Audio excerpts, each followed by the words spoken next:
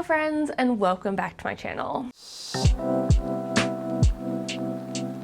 Today I am going to be sharing with y'all 10 goals I have for specific plants in my collection.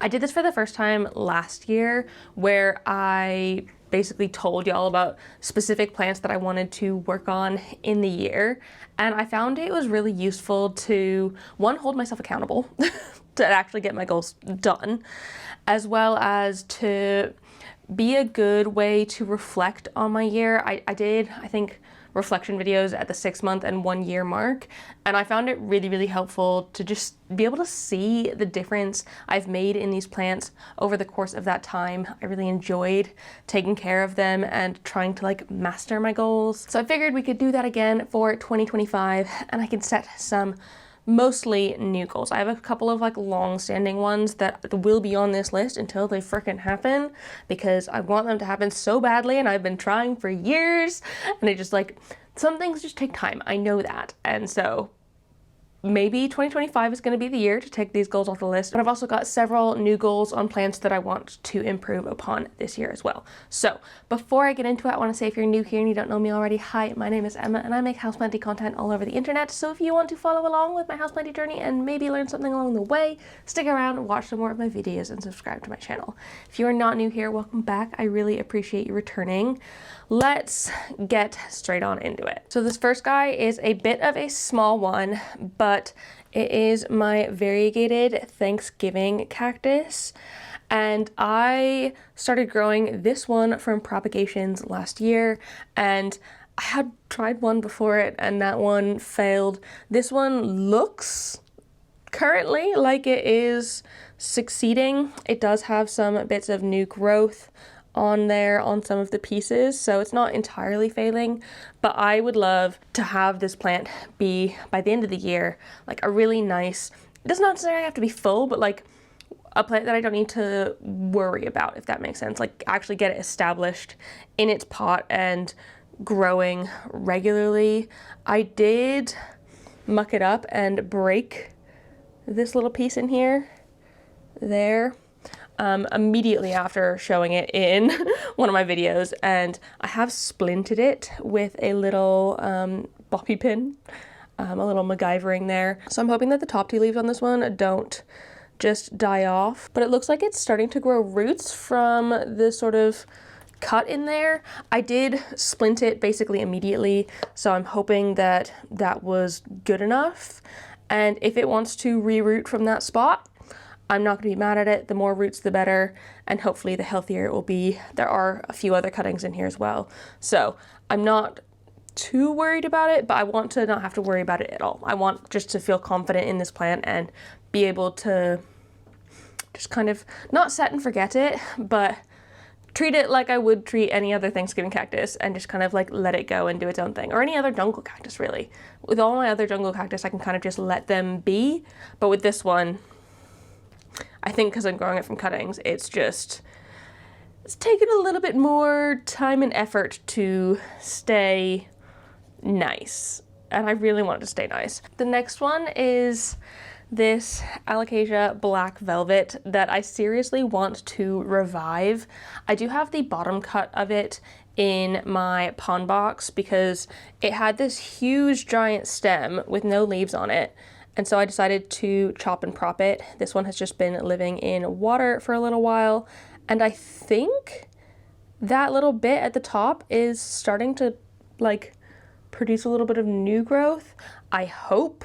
It very well could not happen, but I'm hoping that I can get this to propagate and hopefully give me some more growth. I really love the black velvet, and I want it to remain in my collection and thrive ideally. So hopefully, if I don't lose this piece, I will be able to get it back growing strong again. I want to be able to rescue this and get it back into fighting shape and giving me big beautiful leaves again, because for a while my black velvet was just doing amazingly, and then suddenly it decided it wanted to stop altogether. So I don't really know, but it'd be cool if I could get it back. On the topic of alocasias, I'm just gonna hold this up as representation for my goal. So this right here is an alocasia green unicorn, and it has inspired this goal.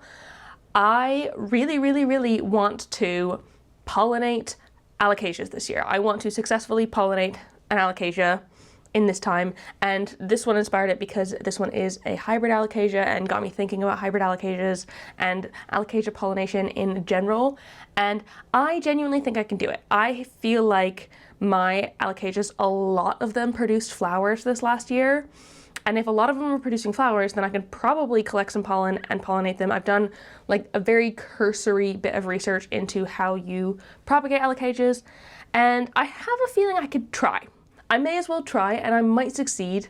Who knows if it'll happen or not, but I'm going to give it a go because I do think it'd be a fun thing to do, to try. I could make a new hybrid, which could be fun. I could make existing hybrids, which could be fun. I don't really mind if I make something new or not. That's not really the goal. It's just to like successfully pollinate it. But I feel like alocasias are definitely a bit difficult, more difficult than anthuriums. I feel like the window for anthuriums is quite a lot longer than the window for alocasia when it comes to pollinating. So hopefully I am able to get that to happen. I'm going to be keeping an eye out on my alocasias, and if they do start to bloom, I think my poly was blooming recently, which is kind of odd. It's an odd time of year for my poly to be blooming, especially because it's not in like fantastic light or anything, but that was blooming this past month and I didn't do anything about it because I didn't have time. But next time my alocasias start to bloom, I'm going to try and collect some pollen from them and hopefully be able to pollinate some flowers in the new year.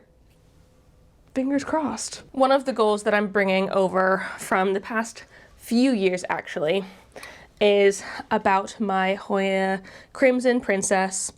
And I really want to get this one to flower. I've wanted to get this one to flower for ages, and this was my first ever Hoya, and so like I just want to get it to the point where it has like matured enough to give me some blooms. I think I am quite close because it is quite a long plant. Like if I unbuckle that, she's long. She's got lots of potential. I have rolled her up just for the sake of not trailing down awkwardly, but I think I can get it to the point where it can bloom this year. I know Crimson Princess and Carnosa in general are quite difficult to get to flower. They're not the most prolific bloomers when it comes to Hoya, so it might take some more time. It might not happen this year. And if it doesn't, this goal's going on to the next year as well. But I think I'm very close to the point where this one can flower. So hopefully we can make that happen.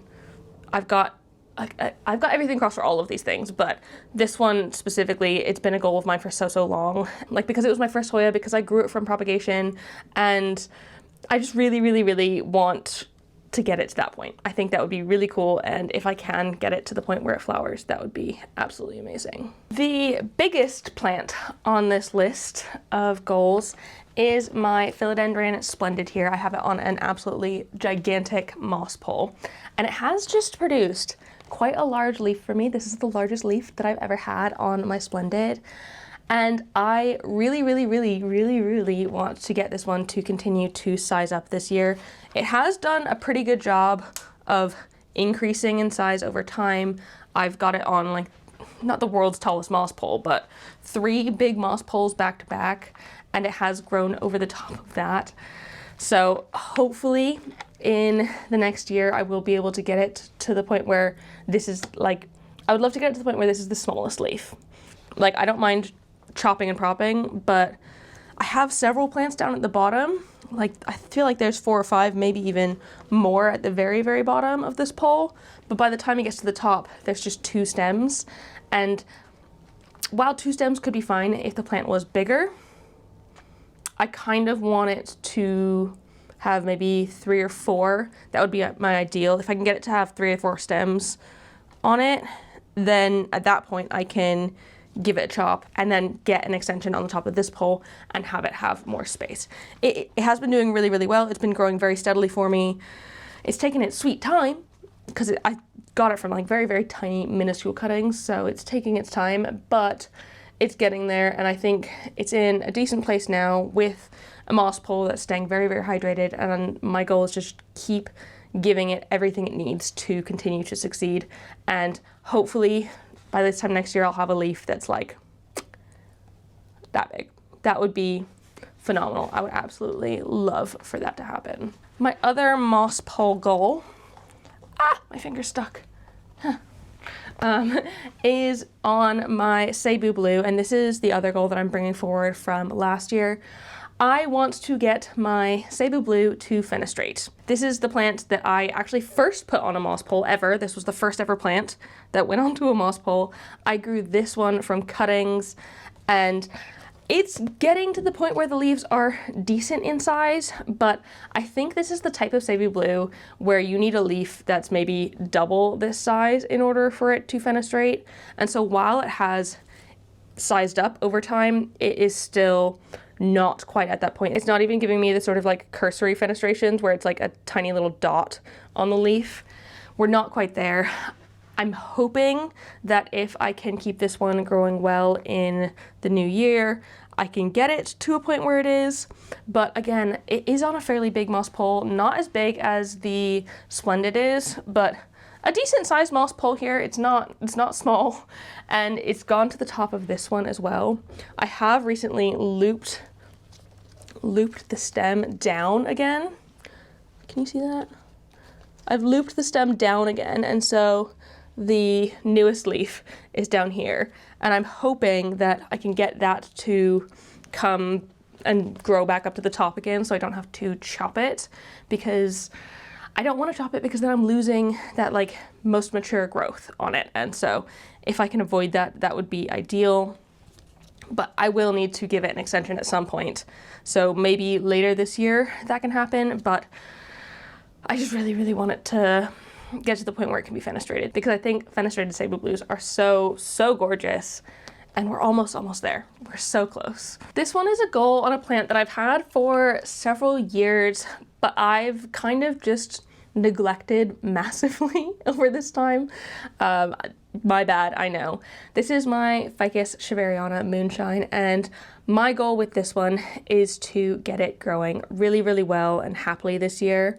I think part of my issue on this one has been that I've not been watering it frequently enough. I've heard that ficus shiverianas are very, very, very thirsty creatures, and I've not been treating it like it's a thirsty creature.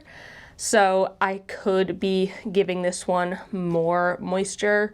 I have been a lot better about it in the last few months, but we're still not quite there yet. Also, I did give it a chop back. I pruned the top, and so it's got some new growth in here, which is coming out, and I think coming out well. It seems to be happy enough growth, so hopefully this year I can... Oh gosh, no. Is that?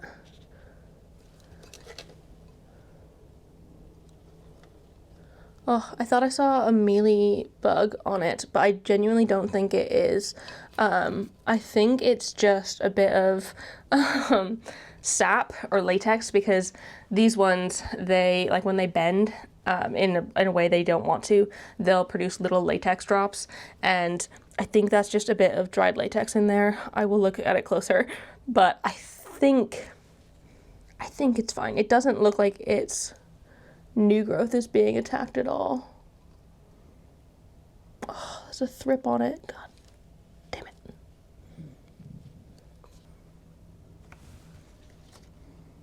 It was just the one thrip though, so I don't really know. So first goal for this one, make sure it doesn't have thrips on it. Second goal is to get it to grow big and strong and nice and happy, and just get it a little bit bigger. I've never actually grown this one bigger than this size. And I think I would like to. I would like it to get to be a decent size ficus shiveriana. I think that would be cool. So hopefully we can get it to that point, but it's gonna take a little bit of work, and I'm gonna need to pay attention to you a little bit more, because I've not been paying attention to it enough, I don't think. I also really want to figure out this begonia here. This is the begonia hatacoa silver, and I recently popped a cutting of it that I had propagated in water back in, and it has just given me some like really, it's dropped a bunch of leaves and it's not really been happy with that transition. To be honest, I've not been growing this one that great since I've had it. I got it in May last year, and it's just been a bit of a mission with it. It's not been growing very well, unfortunately, and I want to change that this year and get it to be happy and healthy again, because right when I got this plant, it was actually huge and beautiful. And yes, I did divide it to give part of it to Lisa because we split the plant, but a whole bunch of it died off when I put it into semi-hydro. I think it's a lot happier now. It's got some nice roots in there, so I can't complain too much. But I just want this one to be happy, and so far it's not been happy. So we're gonna work on that this year and hopefully get it to a place where it is giving me some really nice good growth, because it had some like really big beautiful leaves on it, and none of the leaves since have kind of even gotten close to that sort of size. So hopefully we can get this one back on track. I think part of it is watering. Part of it is that I've not been able to like successfully propagate stuff and put it back in easily. So we'll see. It's just gonna take a little bit of trial and error, I think. Next up is a goal for my alocasia regal shield. And my goal for this one is to get it to stop cycling. I really want it to stop cycling. It's basically just been hanging out in the 2 or 3 leaf club for the majority of the time I've had it, unfortunately. And while it is quite tall and a little bit leggy, I want to get it to grow strong, because I don't think I've ever been able to get this one to grow strong, because it's never gotten further than 2 or 3 leaves, and the leaves have never gotten bigger than around this size. And while this is an okay size, I just want to be able to grow this one really big and beautiful. And a lot of my other alocasias have gotten to the point where they grow really well and easily, but this one I have struggled with a little bit, and I've not been able to get it to a point where it seems happy, unfortunately. So hopefully we can do that this year. It can't live in the cabinet anymore. It has outgrown that. So it's just chilling in front of a normal grow light in average home humidity. We will see if that works for it long term. It's just gonna have to be what it is for now, and hopefully we can get it into growing a little bit better. And then last but not least, we have the philodendron ernestii that I really want to get to size up. I have recently put it on to this moss pole. This is one of those like front opening moss poles. Finally got my hands on some of those, and I potted this one up onto it in my reset video. So if you want to watch me go pot that up, it's there. But I've been neglecting this one for a while, and I propagated it from stem cuttings, wet sticks, because I had a big plant of it and then it died back to nothing and I just had a few nodes. So I've been able to propagate those, and they have grown lots and lots of leaves, but I would like it to grow the sort of classic ernestii leaves that I know and love. And I think now that it's on a moss pole, we are in a better spot for that to happen, and I can get it there. This is a very new situation for it, so it is adjusting to this, but as long as I keep the moss pole happy, hopefully we'll be able to see some good new growth on it soon and some roots growing into this pole because it's nice and supported. That's the goal for this one. I do need to get some small cups that I can use to water these ones because I'm sure she's thirsty and wants some hydration in the moss, because then that'll encourage the nodes that are touching it to actually root in there. And if they root in there, then it can size up and we can be one step closer to achieving our goals. So yeah, that is the last goal that I have. I feel like I have all the tools for the job and the abilities. I just need to take the time and actually pay attention to these plants this year and focus on them, because that's not something that I have been doing. These plants have not necessarily been a priority to me, and so their needs haven't necessarily been met. So main goal, meet all of these plants' needs, but then hopefully get them to the point where they are absolutely thriving and enjoying life and giving me that big, beautiful growth and like healthy, not cycling happiness and potentially even blooms that they can. So yeah, those are my goals. If you liked this video, please give it a thumbs up down below and leave a comment on other houseplanty things you'd like me to talk about in the future. Feel free to pop your goals down below in the comments as well, and we can all give each other encouragement and tips or advice to help make those goals happen, and subscribe for more. Thank you so much for watching, and I will see you in the next one. Don't forget to keep growing.